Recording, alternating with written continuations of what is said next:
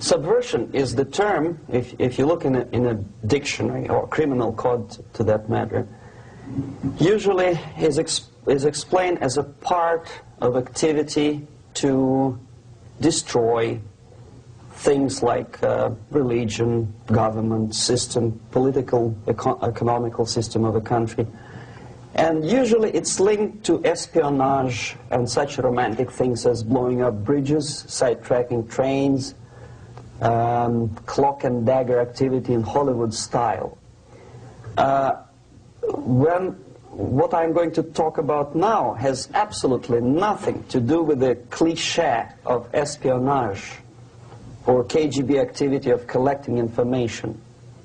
So the greatest mistake or misconception, I think, is that whenever we are talking about KGB, for some strange reason, starting from Hollywood movie makers to professors of political science and quote-unquote experts on Soviet affairs, or Kremlinologists as they call themselves, they think that the most desirable thing for Andropov and the whole KGB is to steal blueprints of some supersonic jet, bring it back to Soviet Union and sell it to the Soviet military-industrial complex. It's only partly true.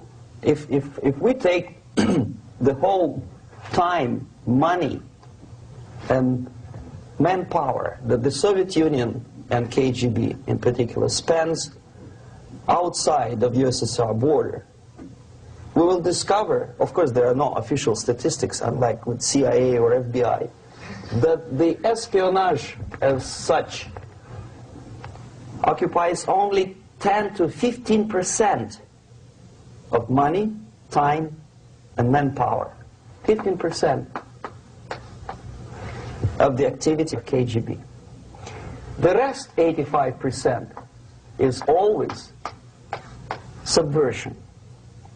And unlike a dictionary of English, Oxford Dictionary, subversion in Soviet terminology means always a destructive, aggressive activity aimed to destroy the country, nation, or geographical area of your enemy.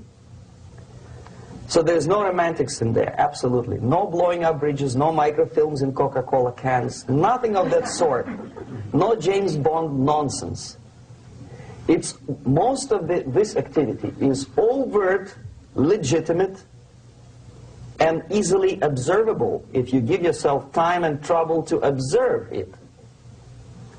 But according to the law and law enforcement systems of the Western civilization, it's not a crime. Exactly because of misconception, manipulation of terms. We think that subverter is a person who is going to blow up our beautiful bridges. No. Subverter is a student who comes for exchange, a diplomat, an actor, an artist, a journalist like myself was 10 years ago. Now, subversion is an activity which is a two-way traffic. You cannot subvert an enemy which doesn't want to be subverted. If you know history of Japan, for example, before 20th century, Japan was a closed society. The moment a foreign boat comes to the shores of Japan, the Imperial Japanese Army politely tells them to get lost.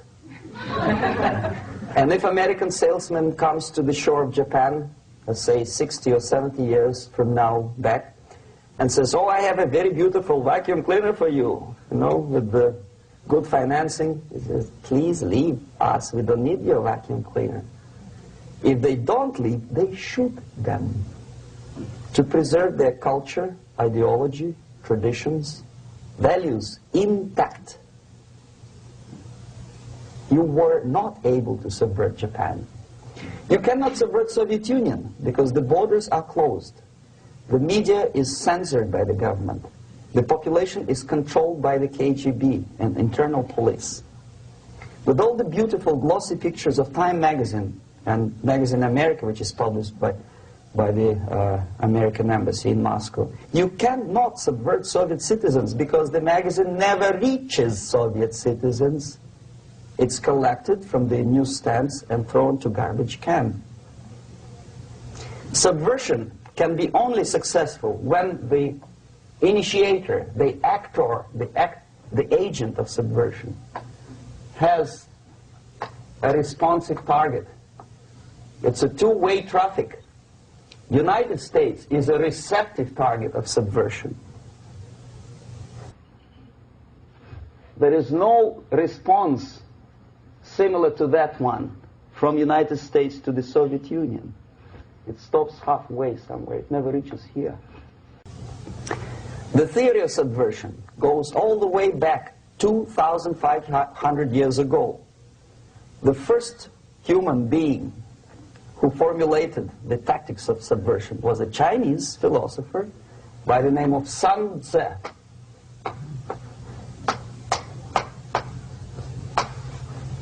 2,500 years BC.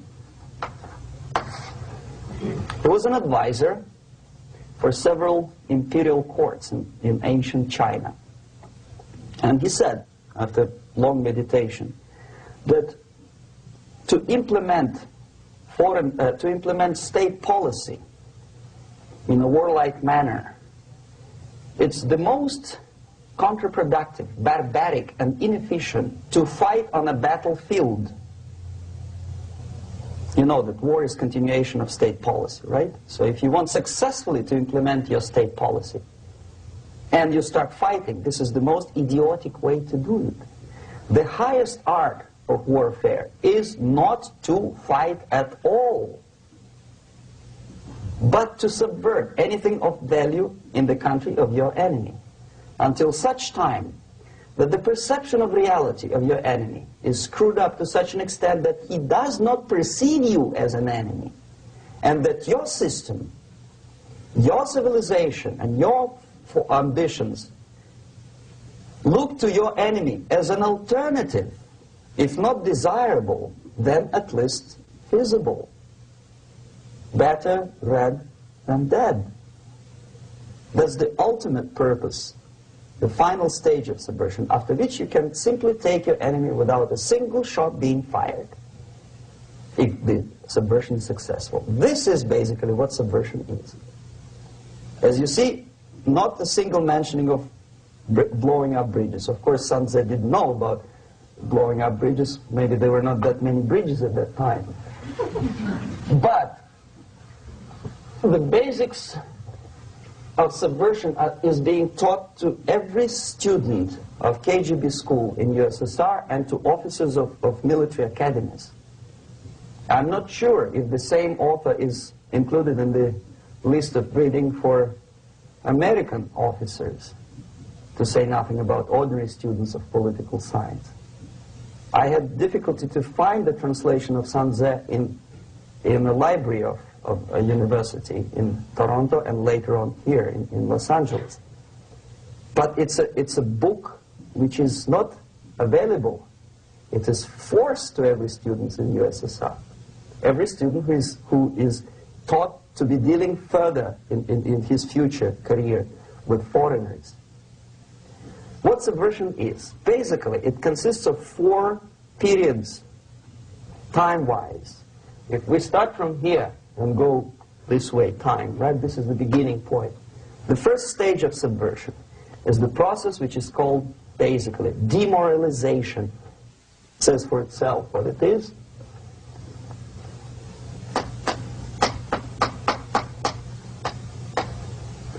It takes from, say, 15 to 20 years to demoralize a society. Why 15 or 20 years? This is the time sufficient to educate one generation of students or children. One generation, one lifetime span of a person, a human being, which is dedicated to study, to shaping up the outlook, ideology, personality. No more, no less. Usually it takes from 15 to 20 years. What it includes? It includes influencing, or by various methods, infiltration, propaganda methods, direct contacts, doesn't really matter. I will describe them later. Of various areas where public opinion is formulated or shaped. Religion, educational system, social life, administration, law enforcement system, military, of course, and labor and employer relations, economy. Okay? 5 areas. I will not write them down because we will not have enough space. Sometimes when I describe all the methods, students ask me question, are you sure this is the result of the Soviet influence? Not necessarily. You see, the tactic of subversion, about which I'm talking, is similar to the martial art, the Japanese martial art. If some of you are familiar with that tactic, probably you will remember that if an enemy is bigger and heavier than yourself, it would be very painful to resist his direct strike. If a heavier person wants to strike me in the face, it would be very naive and counterproductive to stop his blow. The Chinese and Japanese judo art tells us what to do. First to avoid the strike, then to grab the fist and continue his movement in the direction where it was before, right? Until the enemy crashes in the wall. You see? So, what happens here? The target country obviously does something wrong. If it's a free democratic society, there are many different movements within the society. There obviously, in every society, there are people who are against this society. They may be simple criminals, ideologically in disagreement with the state policy, conscientious enemies, simply psychotic personalities who are against anything, right?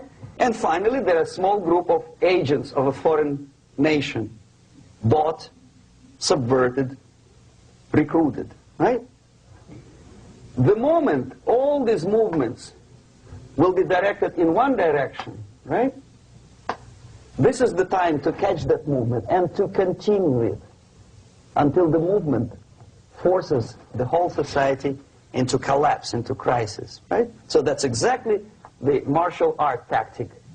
We don't stop an enemy. We let him go. We help him to go in the direction we want them to go. Okay?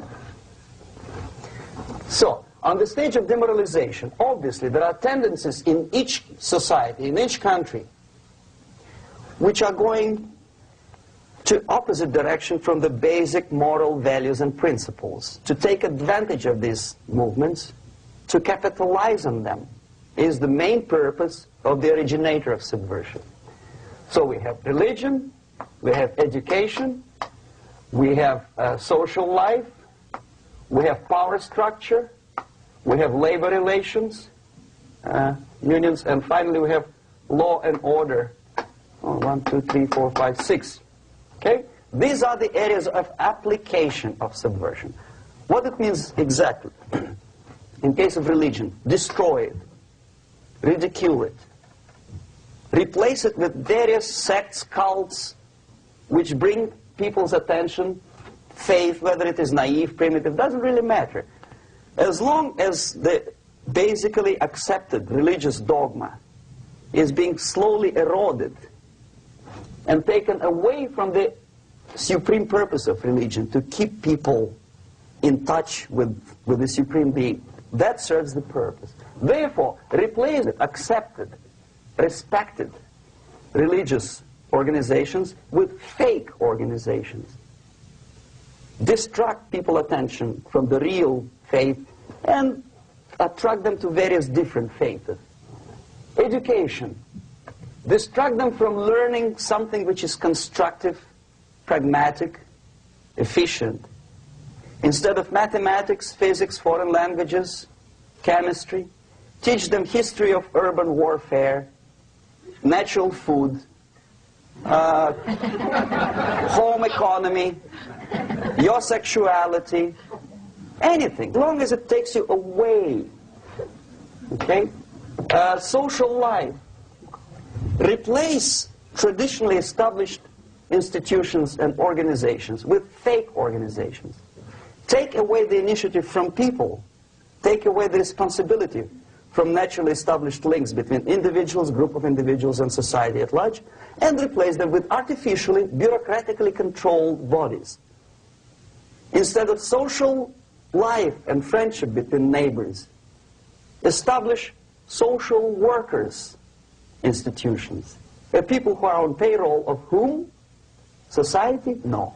Bureaucracy.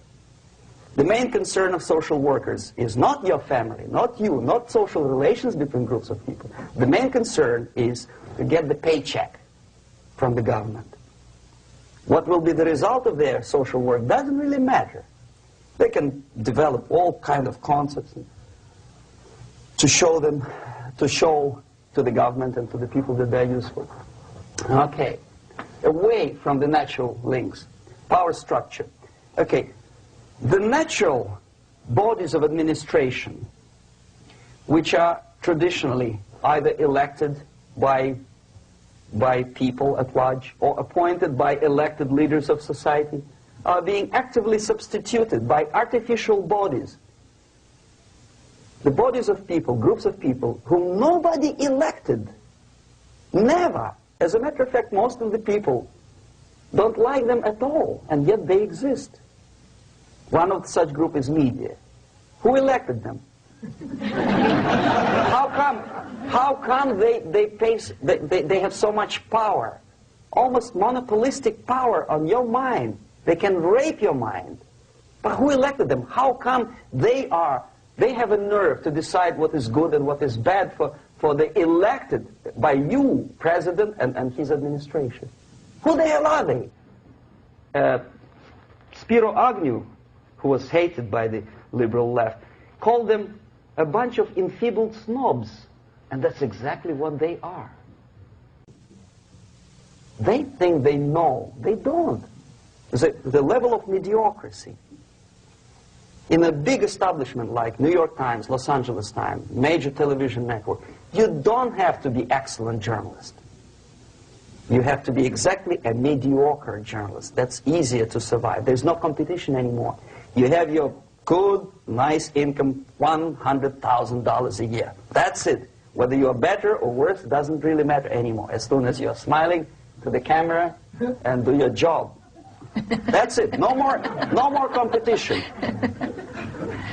Power structure slowly is eroded by the bodies and groups of people who do not have neither qualification nor the will of people to keep them in power, and yet they do have power. Okay. Together with that, there is another process. Law enforcement, law and order organization and structure is being eroded.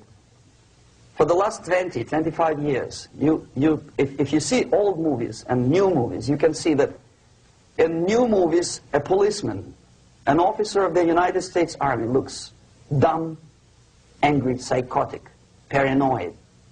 A criminal looks nice, kind of, well, he smokes hash and shoots the whatever drug, but basically he's a nice human being. He's creative. And he's unproductive only because society oppresses him. Whereby a general of Pentagon is always, by definition, a dumb, a war maniac. A policeman is a pig, rude policeman. He abuses his power. You know? A generality, generalization like that. The hatred, the mistrust to the people who are supposed to protect you and enforce law and order. Moral relativity. The Angelo Buono process lasted 2 years in Los Angeles. Relativity. The Angelo Buono process lasted 2 years in Los Angeles. And yet there are still some lawyers who say, look, he's a nice character, as a matter of fact. There was some witness who said, also a criminal, who said, well, he's a nice guy. I asked him one day to burn a house of my enemy, and he wouldn't do it. He's a nice fellow. Erosion. A slow substitution of basic moral principles, whereby a criminal is not a criminal, actually. He's a defendant. Even if his guilt is proven, there is still a doubt to kill or not to kill, to be or not to be. Thou shalt not kill, yes, but this line may not necessarily be applicable to a murderer. Thou shalt not murder, that should be the presumption, not that thou shalt not kill. Okay, labor relations. At this stage, within 15 to 20 years, we destroy the traditionally established links of bargaining between employer and employee.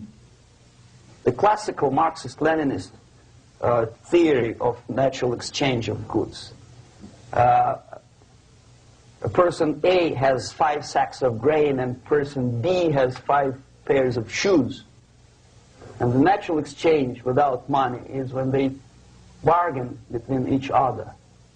And only with the introduction of the third force, C, an entirely third foreign stranger who says, no, don't give him 5 sacks of grain, give it to me, and you give me your 5 pairs of shoes, and I will distribute it accordingly, so that the economy will go.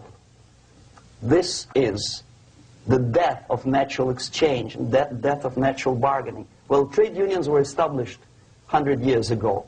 The objective was to improve working conditions and to protect the rights of workers from those employers who were abusing their right because they had more money. Objectively, at that time, initially, the trade union movement did work.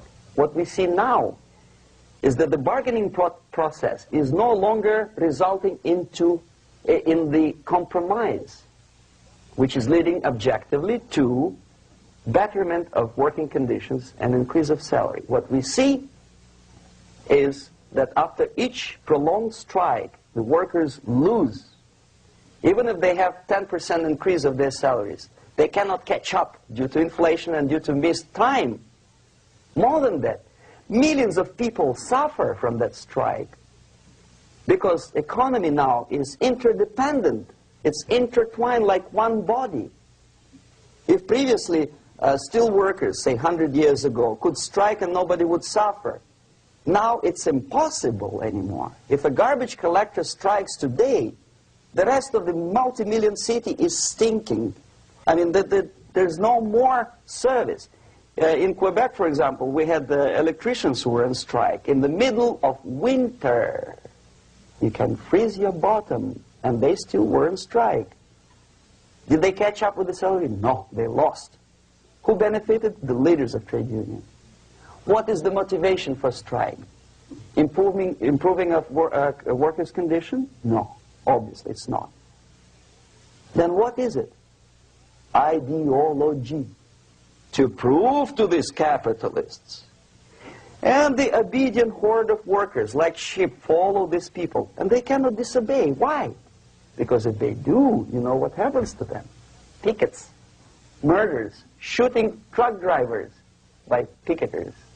In Montreal, for example, I saw with my own eyes when I was correspondent of CBC, International, Canadian Broadcasting Corporation, when the workers of aircraft factory destroyed computers and the equipment in the factory. And the administration employed strike breakers. Their cars were turned upside down and burned. Their houses were burned. Their kids were intimidated. And some victims were there. Of that you can be sure. Why? To improve conditions of workers? No. Ideology. Okay, so this is what happens basically. It may or may not happen without the help of the Soviet Union. But the natural tendencies are being greatly taken advantage of and capitalized by the Soviet propaganda systems. How? Whenever trade union strikes, we have influx of propaganda, mass media, ideological dissemination. The workers' right, and we repeat it like parrots. Yes, workers' right. Whose rights? Workers? No. The only freedom of worker to sell his labor according to his own desire and will is taken away from him. By whom? By trade union boss. Unlimited power is given. Responsibility. I want to sell my labor not for $2.50 an hour, but for $2. I don't have right. My freedom is denied to me.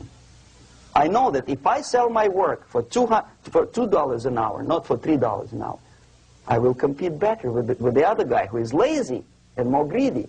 I don't need $3. I need only $2. No, I was made to believe by media, by business, by advertising agencies that I need more and more and more. Have you ever heard any advertising on TV to consume less? No. No way. Whether you need a six-cylinder car or not, you have to buy it. And hurry up. When I was driving here, on the local radio station, an excited announcer said, "You hurry up, rush and save, save, save. There is a pantyhose sale." Save by buying more.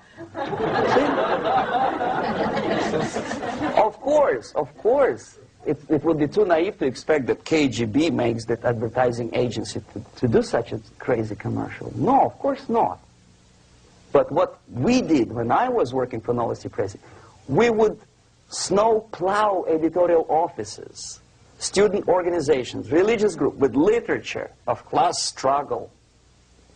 If not directly Marxism-Leninism propaganda, then a propaganda of a legitimate aspirations of working class, betterment of life, equality. Equality, mind you. President Kennedy once said, we will make America to believe that people are born equal. Are people born equal? Is there any mentioning in the Bible or any other holy scripture in any religion, if you don't believe me, go to the library and check it. There is not a single word about equality. Just the opposite. By your deeds, God will judge you. What you do is important. The merit of your personality. You cannot legislate equality.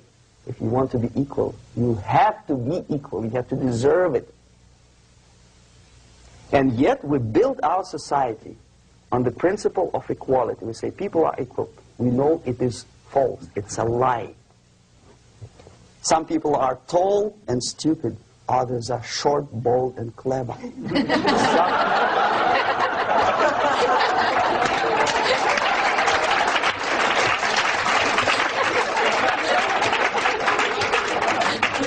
If we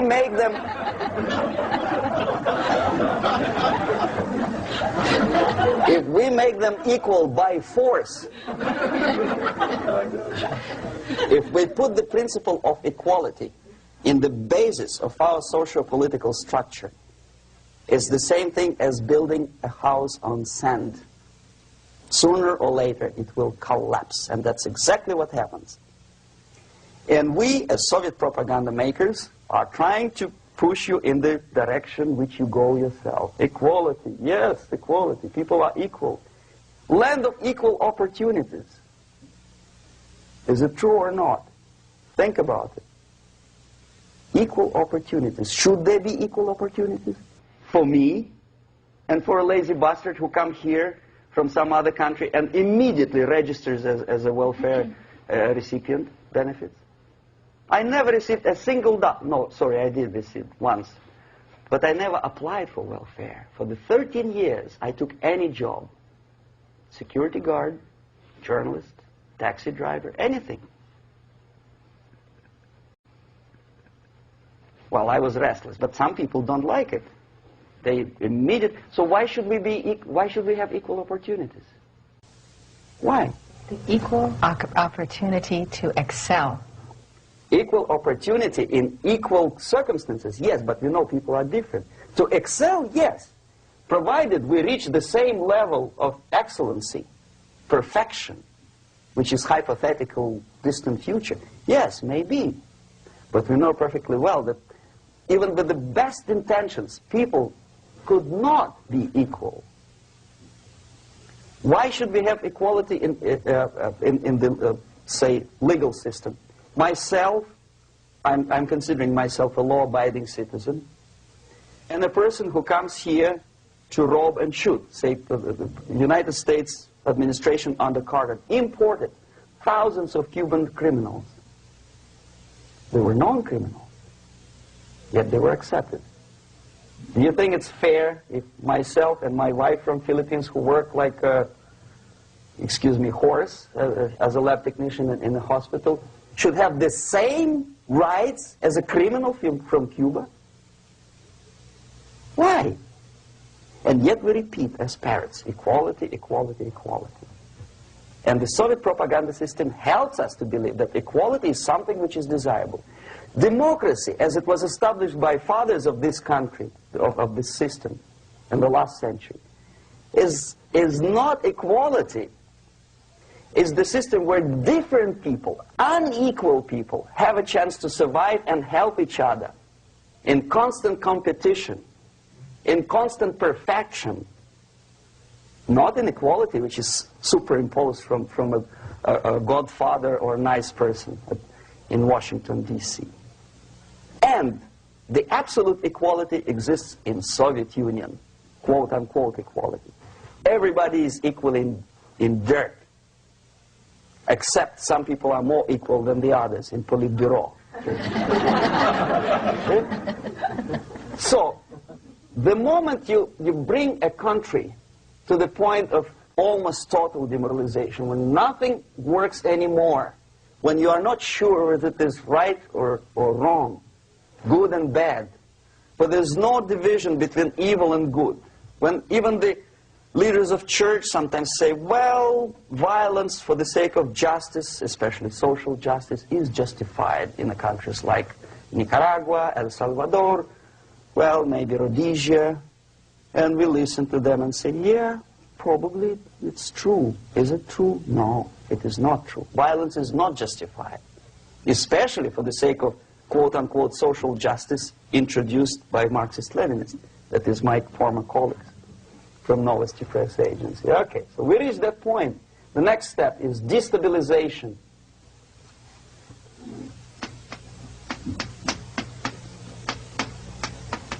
Again, this word says for itself what it is. To destabilize all the relations, all the accepted institutions and organizations in a country of your enemy.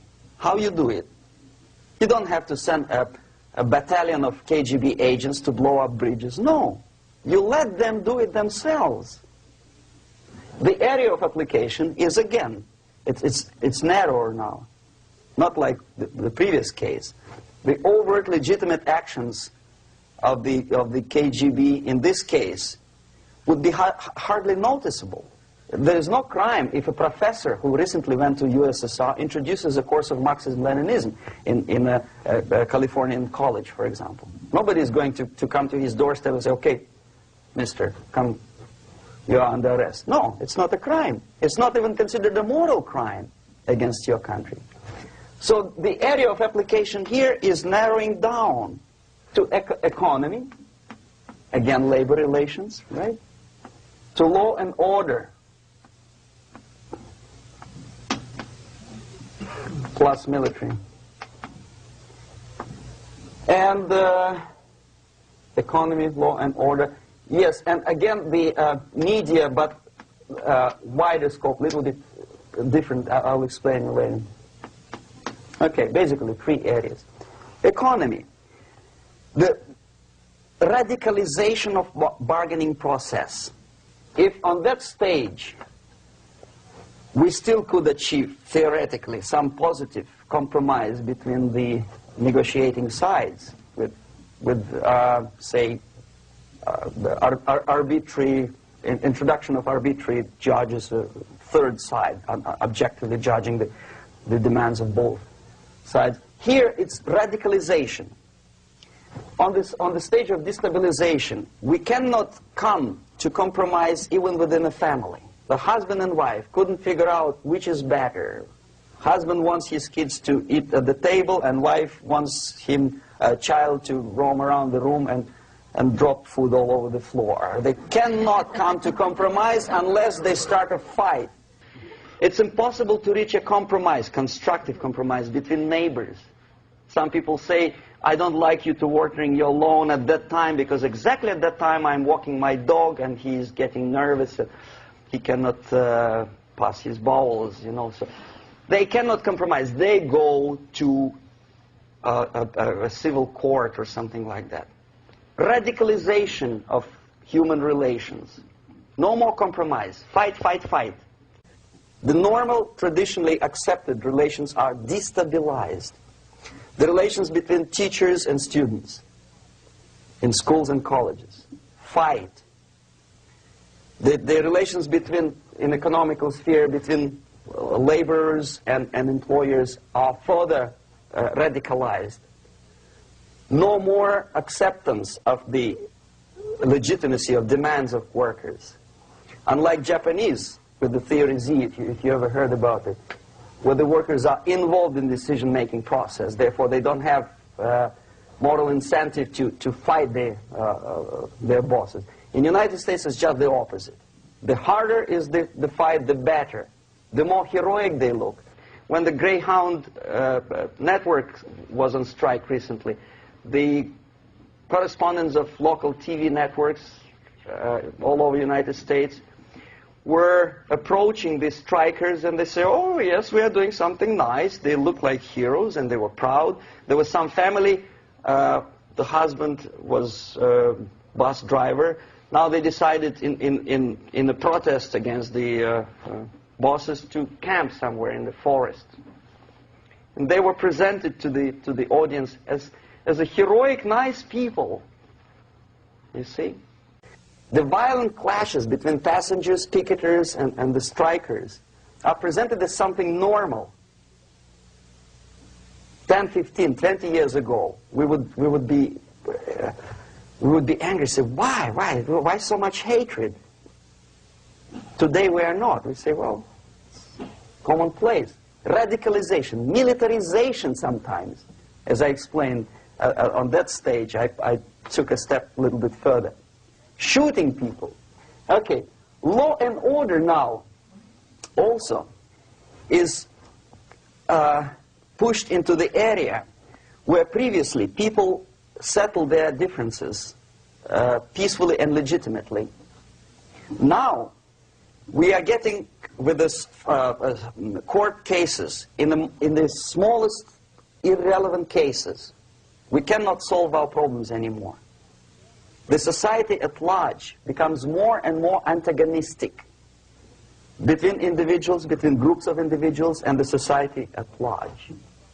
The media puts himself in the opposition to the society in general, at large. Separate, alienated. Okay? On that stage, you remember I was talking a couple of hours ago about the sleepers. That's when the students from, say, United States, if they are trained in Lumumba University, or developing nations, that's the students I was dealing with, are being sent back from the Soviet Union here. Or if they were already in the United States, in the country, which is an object of subversion, they spring to action. The sleepers go up. They slept for 15 to 20 years. Now they become leaders of groups, preachers, I don't know, public figures. Prominently they actively include themselves in a political process. All of a sudden we see a homosexual. 15 years ago he did his dirty job and nobody cared. Now he makes it a political issue. A political issue. He demands recognition, respect, human rights, and he rallies a large group of people. And there are violent clashes between him and police, his group and ordinary people, no matter what. It's black against white, yellows against green, doesn't matter where the division line goes. As long as this group come into antagonistic clash, sometimes militantly, sometimes with firearms, that is destabilization process.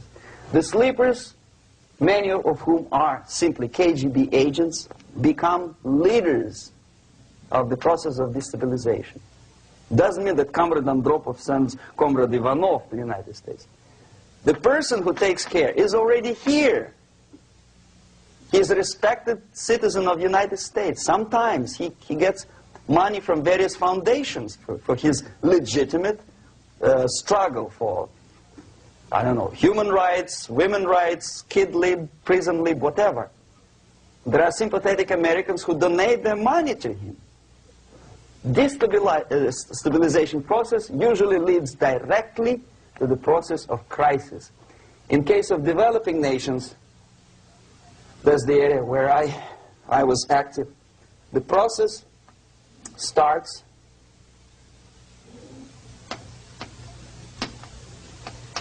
when the legitimate bodies of power, the social structure collapse. It cannot function anymore. So instead, we have artificial body injected into society, such as non-elected committees.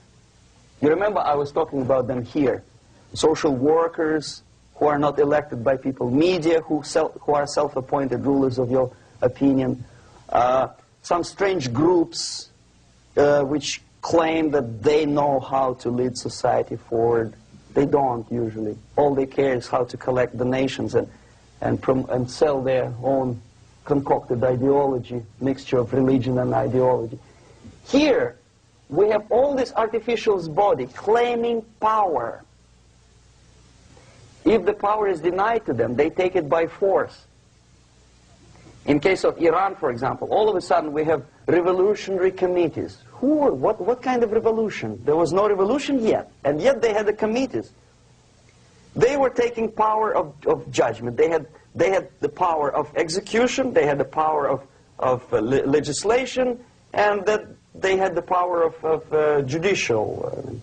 All of them combined in one person, who is half-baked intellectual, sometimes graduated from Harvard University or Berkeley. He comes back to his country and he thinks that he knows the answer to all the social, economical problems. Okay?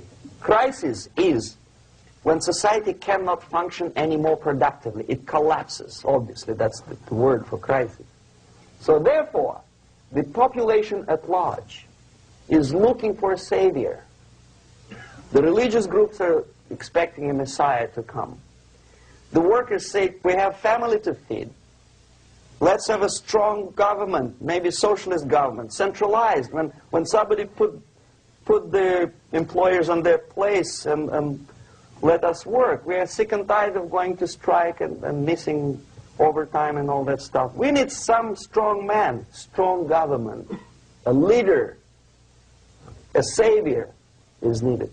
Population is sick and tired already. And here we are. We have a savior. Either a foreign nation comes in, or the local group of leftists, Marxists, no matter what they call themselves, Sandinista, a reverend or some sort, Bishop Muzureva, like in Zimbabwe, doesn't matter. A savior comes and says, I will lead you. So we have two alternatives here. Civil war and invasion. Okay? See how it goes? Civil war, we know what it is. Lebanon is the best example. The civil war, which was artificially implanted in Lebanon by injection of force of PLO, Palestinian Liberation Organization. Invasion we have in many other countries like Afghanistan, name any East European country, it was invaded by the Soviet army. But the result is the same. The next stage is normalization. Normalization is a very ironic word, of course. It is borrowed from 1968 situation in Czechoslovakia, when the Soviet propaganda and after them New York Times declared the country is normalized. The tanks moved into Prague, so there's no more Prague Spring, there's no more violence. Normalization. At that stage, the self-appointed rulers of the society don't need any revolution anymore. They don't need any radicalism anymore. So this is the reverse from destabilization. Basically, it is stabilizing the country by force. So all the sleepers and activists and social workers and liberals and homosexuals and professors and Marxists and Leninists are being eliminated physically sometimes. They've done their job already. Okay? They are not needed anymore. The new rulers need stability to exploit the nation, to exploit the country, to take advantages of the victory. Okay? So no more revolutionaries, please. And that's exactly what happens in a number of countries. You remember Bangladesh? This is the crisis in which I was instrumental. First they had Mujibur Rahman. In 1971, he was the leader of People's Party, Awami League, with mustache like Stalin. He was in Russia many times. In 5 years, he was shot by his former colleagues, Marxists. He fulfilled his function. In Afghanistan, it happened 3 times. First there was Taraki, then there was Amin, now there's Babrak Karmal. They killed each other successively, one after another. The moment he fulfills his duty, the first one demoralized country, the second destabilized, the third one brought it to crisis. Goodbye, comrades. Babrak Karmal comes from Moscow and put into the seat of power.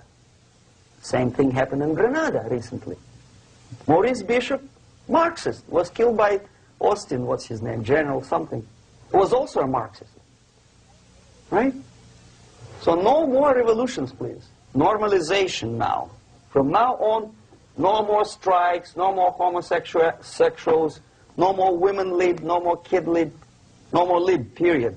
Good, solid, democratic, proletarian freedom. That's it. Now, to reverse this process takes enormous effort. When today, United States had to invade Grenada to reverse the process of subversion. Some people say, boy, this is not good, it's not kosher to invade the beautiful country, island of Grenada. Well, why didn't you stop the process here, when Grenada was just approached by leftists? Why not to prevent Maurice Bishop to come in power in the first place? Did Grenadians want him? Very questionable. They didn't know who was Maurice Bishop in the first place. He came to power by coup d'etat himself. Okay? No, we let the situation develop further and further and further until the crisis and normalization very soon. And then the United States decided to invade country, discovering that the country was absolutely a military base for the Soviet Union. Of course it's a drastic measure. Of course it's a pity that Marine Corps had to lose, what, 17 lives. Very bad. Why not to stop the process before it comes to crisis? Oh no, intellectuals will not let you. It's interference into domestic affairs. They're very careful not to let American administration to interfere in domestic affairs of Latin American countries. They don't mind Soviet Union interfere in these affairs. Okay. So to reverse this process, from here, it takes only and always military force. No other force on earth can reverse this process at this point. At this point, it does not take military invasion of the United States Army. It takes strong action, like in Chile, a CIA covert involvement to prevent the savior from outside to come into power and to stabilize country before it erupts into civil war. Country before it erupts into civil war. Okay? Support the right-wing conservative forces. By money, by crooks or love, doesn't matter. Stabilize the country. Don't let the crisis develop into civil war or invasion.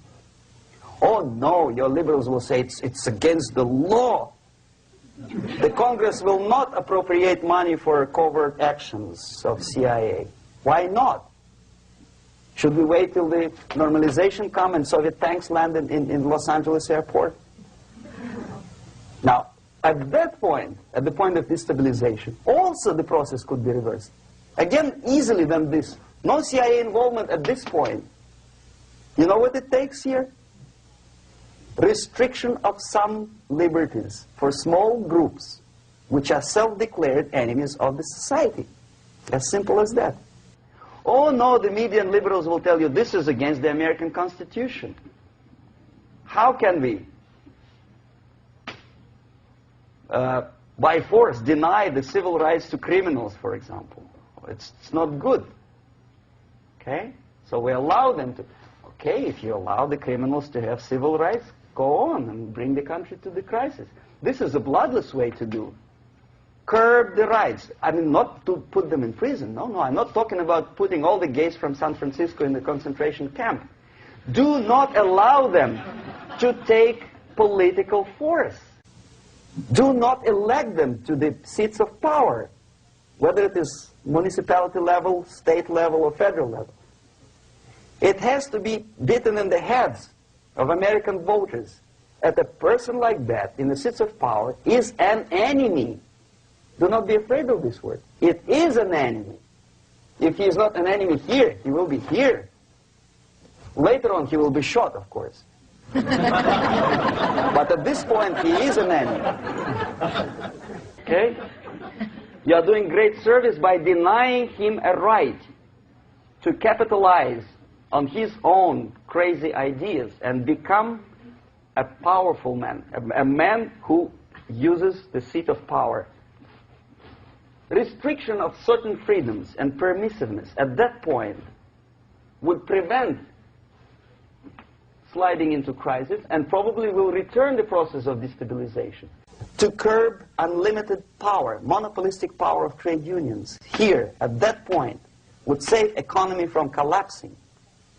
To introduce a law to stop private companies of raping public opinion's mind in the direction of consumerism.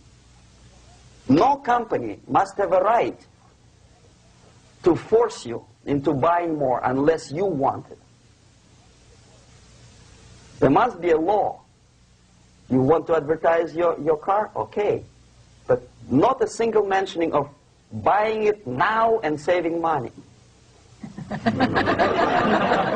It must be against the law to force people to consume more. Self-restraint.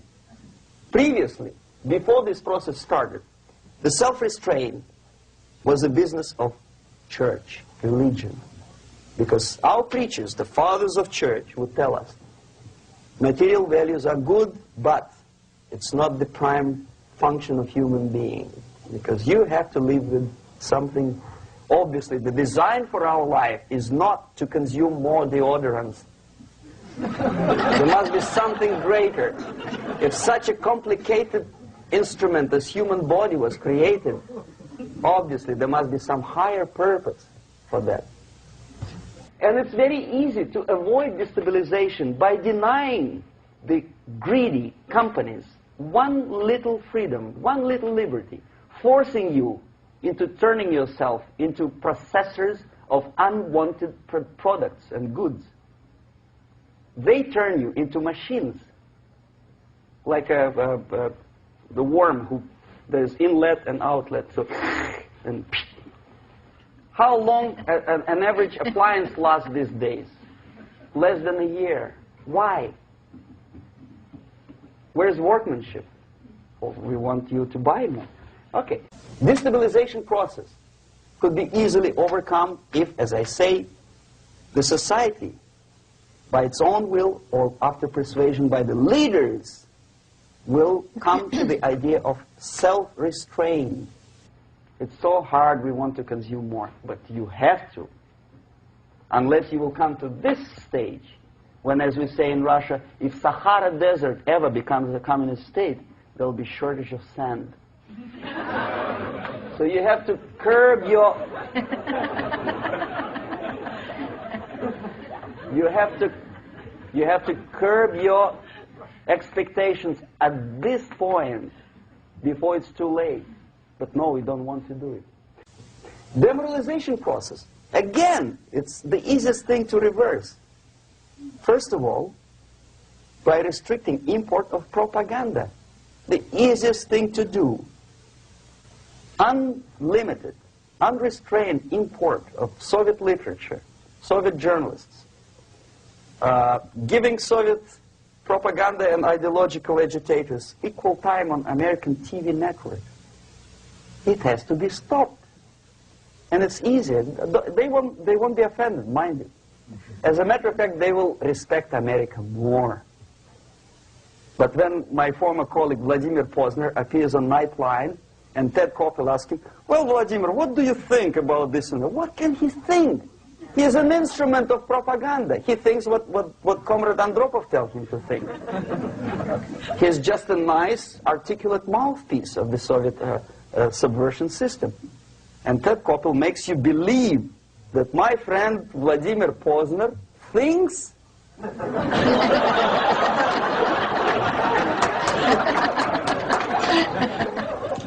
the process of demoralization may not have started at all if at that point the country, which is a recipient of subversion, actively, not violently, but actively, prevents importation of foreign ideology. I don't want America to follow the pattern of ancient Japan. You don't have to shoot every foreigner when it approaches the sacred borders of the United States. But when he offers you a junk in the disguise of very shiny something, you have to tell him, no, we have our own junk.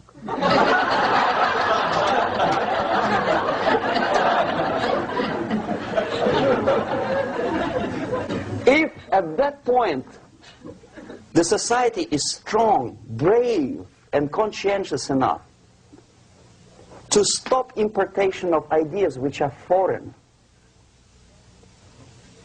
then the whole chain of events could be prevented. Recently I've been to the Philippines, and I was shocked how in big cities like Manila, children listen to deafening music. A melodious nation with long traditions of good, nice ethnic music, introduced by Spanish long time ago, maybe 2 centuries, 3 centuries ago, I don't remember how. All of a sudden listen to musical garbage, blasting their radios at full blast, at full volume. Why? In India, I spent many years watching the reactions of Indians walking out of movie theaters after seeing Hollywood production. They couldn't figure out why Americans are so wasteful. They smash their cars, their shiny cars, every 5 minutes. How come they shoot each other for $500,000? Is it true that they're so obsessed with sex? Can you imagine showing a movie where each 5 minutes there's a copulation on the screen to a country like India with long tradition of respect to these private matters, or to Pakistan? And United States expect these people to respect you? No way. Oh yes, they will see the movie, they'll pay 5 rupees to see that garbage, but they walk out and will tell their kids, don't respect Americans, don't be like Americans. See? So, the process of demoralization could be stopped right here, both as an expert and as an import. And that takes one step, one very important thing to do. You don't have to expel all the KGB agents from Washington, D.C. The most difficult and at the same time the simplest answer to the subversion is to start it here and even before, by bringing back the society to religion, something that you cannot touch and eat and put on yourself, but something that rules society and makes it move and preserve it. A Soviet scientist, Shafarevich, who has nothing to do with religion, he is a computer scientist, did a very intensive research on the history of socialist countries. He calls socialist or communist any country with a centralized economy and a pyramidal style of power structure. And he discovered, actually he didn't discover it, he just brought to attention of his readers, that civilizations like Mohenjo-Daro in the river Indus area, like Egypt, like Maya, Incas, like Babylonian culture, collapsed and disappeared from the surface of Earth The moment they lost religion, as simple as that, they disintegrated. Nobody remembers about them anymore. Well, distantly. So, the ideas are moving society and keeping mankind as a society of human beings, intelligent, moral agents of God. The facts, the truth, the exact knowledge may not. All the sophisticated technology and computers will not prevent society from disintegrating and eventually dying out. Have you ever met a person who would sacrifice his life, freedom, for the truth like that? This is truth. I never met a person who said, this is truth and I'm ready to shoot me. To defend the truth. Right? But millions sacrifice their life, freedom, comfort, everything for things like God, like Jesus Christ. It's an honor. Some martyrs in the Soviet concentration camp died. And they died in peace, unlike those who shouted, "Long live Stalin," knowing perfectly well that he may not live long. Something which is not material moves society and helps it to survive. And the other way around. The moment we turn into 2 by 2 is 4 and make it a guiding principle of our life, our existence, we die. Even though this is true, and this we cannot prove. We only can feel and have faith in it. So the answer to ideological subversion, strangely enough, is very simple. You don't have to shoot people, you don't have to aim missiles and Pershings and cruise missiles at Andropov's headquarters. You simply have to have faith and prevent subversion. In other words, not to be a victim of subversion. Don't try to be a person who in judo is trying to smash your enemy and being caught by your hand. Don't strike like that. Strike with the power of spirit and moral superiority. If you don't have that power, it's high time to develop it. And that's the only answer. That's it. Thank you.